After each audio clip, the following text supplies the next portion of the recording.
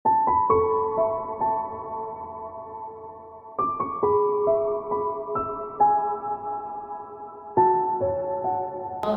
akhir-akhir ini aku merasa kekhawatiran kalau orang lain tidak bisa mengerti begitu, tidak bisa mengerti apa yang terjadi begitu. Kadang-kadang ada rasa seperti itu.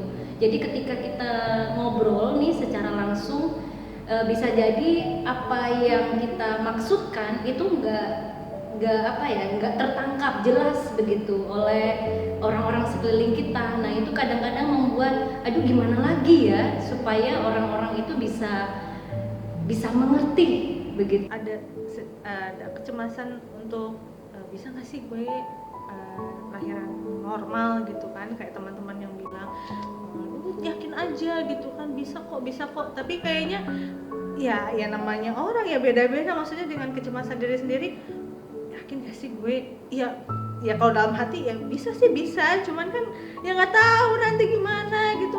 Di pekerjaan itu karena ngerasa nggak mempunyai bakat, jadi dibandingkan sama rekan-rekan yang lain tuh aku ngerasanya kayak nggak bisa apa-apa gitu, jadi sering ngerasa minder gitu.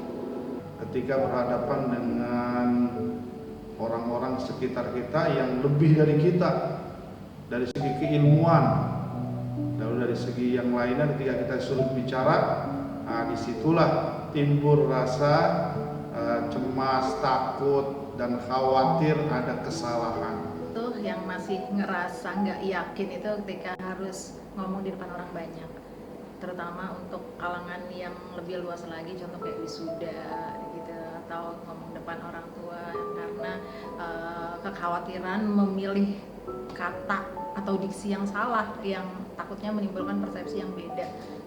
Sekarang ini yang saya rasakan lebih ke banyak keraguan dalam mengambil keputusan karena banyak pertimbangan. Orang ketika sudah dewasa, sudah menikah dan punya anak, insecure-nya tuh lebih ke anak sih. Jadi kan kadang-kadang orang tua tuh ada aja yang kurang dewasa ya. Jadi suka compare anak si ini umur segini udah bisa ini, sedangkan anakku misalnya dengan umurnya sama tapi belum bisa ngapa-ngapain, lebih ke kayak gitu. Umurnya udah segini, jadi mungkin udah ada pikiran tentang jodoh, tentang gimana ya nanti dapat suaminya. Apalagi kan dengan karakter yang kayak gini, bisa nggak ya dapat pasangan yang cocok, yang nerima, itu tuh ada.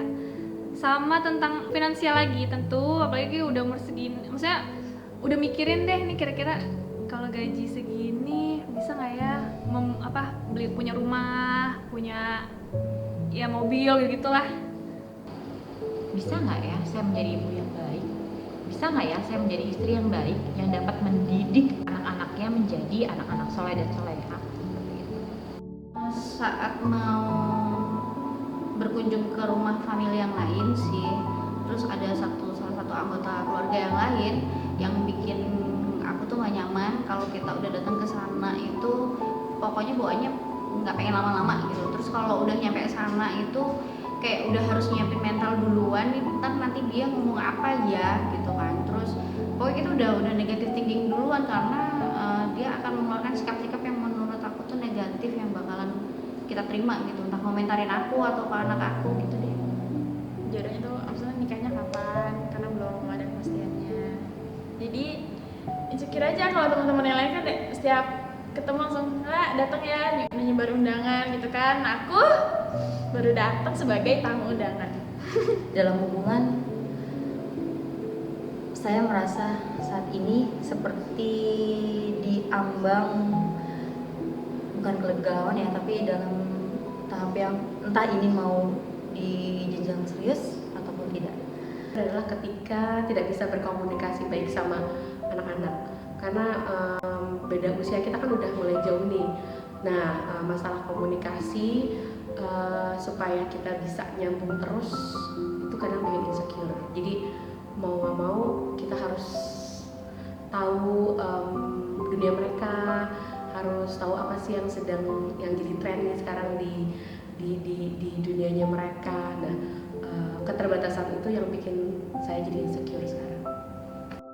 Untuk saat ini saya cemas menunggu jawaban email dari kedutaan besar agar istri saya bisa kembali lagi bersama saya gitu. Mungkin dengan usia yang sudah terlalu dewasa dan masih sendirian itu membuat kita merasa insecure karena kita merasa menjadi pikiran buat orang tua. Jadi insecure saya adalah saya takut jika saya gagal menjadi ibu atau kurang baik menjadi ibu buat anak saya. Itu yang saya takutkan sekali gitu. Saya sudah umur segini, mungkin bagi orang Indonesia atau most of Japanese gitu kan, dengan umur segini dan yang belum menikah itu sesuatu yang tabu gitu kan. Dan sebenarnya I was okay with that, karena so far ya saya nyaman dengan hidup saya. Tapi karena ada banyak yang bertanya, kemudian ada banyak yang hai kapan, itu yang sebenarnya yang menjadi insekuritas gitu. Gimana ya nanti anak-anak saya gitu, apakah mereka mampu bersaing gitu, bersaing dalam era globalisasi yang seperti ini yang sudah semakin ketat persaingannya, terus dunianya juga udah semakin bebas gitu. Ada rasa bahwa sebagai orang tua takut kalau anak-anak itu salah jalan. Di usia saya sekarang yang sudah jalan 44 tahun dan belum dikaruniai momongan, ketakutan saya itu, ya Allah, apa memang saya tidak ditakdirkan untuk punya anak? Tapi doa saya, keyakinan saya dengan suami saya, insya Allah kita ikhtiar, kita berdoa, mudah-mudahan Allah menitipkan gitu. Karena ya takut aja ngelihat orang udah tua nggak ada yang ngurusin gitu kan, nggak punya anak gitu. Sementara kami udah di umur segini juga belum ada tanda-tanda gitu. Jadi ya ketakutan saya sekarang tuh itu.